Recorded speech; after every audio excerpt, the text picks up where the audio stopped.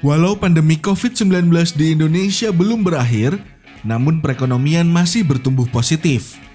Hal ini terlihat dari neraca perdagangan Indonesia dari Januari hingga Oktober 2021 yang masih mengalami tren positif. Badan Pusat Statistik atau BPS mencatat, pada tahun 2021 ini, surplus neraca perdagangan Indonesia mencapai 30,81 miliar US dollar. Menurut BPS, tahun ini total nilai ekspor Indonesia tumbuh dengan jumlah yang tinggi, yakni 186,32 miliar US dollar atau tumbuh 41,8%. Tingginya nilai ekspor ini berasal dari ekspor industri pengolahan yang juga terus bertumbuh pada tahun ini.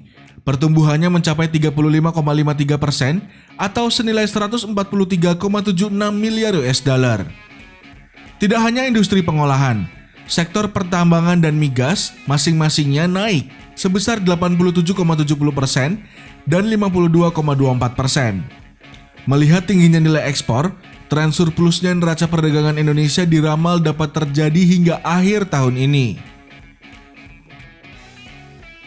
Surplus perdagangan kedepannya memang berpotensi terus terjadi hingga akhir tahun.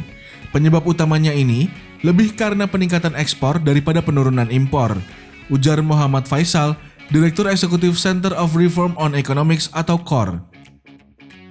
Faisal menambahkan, terdapat dua faktor yang memicu tren tersebut. Pertama, kenaikan harga komoditas global yang disebabkan oleh disrupsi supply. Kedua, permintaan terhadap komoditas meningkat sejalan dengan pulihnya perekonomian sejumlah negara, terutama mitra dagang Indonesia. Utamanya adalah ekspor ke China. Namun, menurut Kamar Dagang Industri atau Kadin, surplus neraca perdagangan Indonesia hanya terjadi sementara.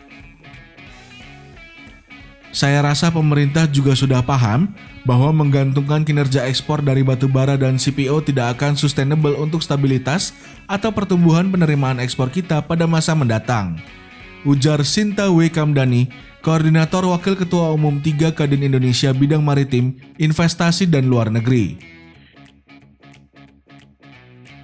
Selain itu, dia menilai bahwa upaya diversifikasi ekspor yang dilakukan Indonesia belum optimal. Menurutnya, perlu ada upaya ekstra untuk mengerek kinerja ekspor produk di luar minyak sawit, batu bara, dan besi baja.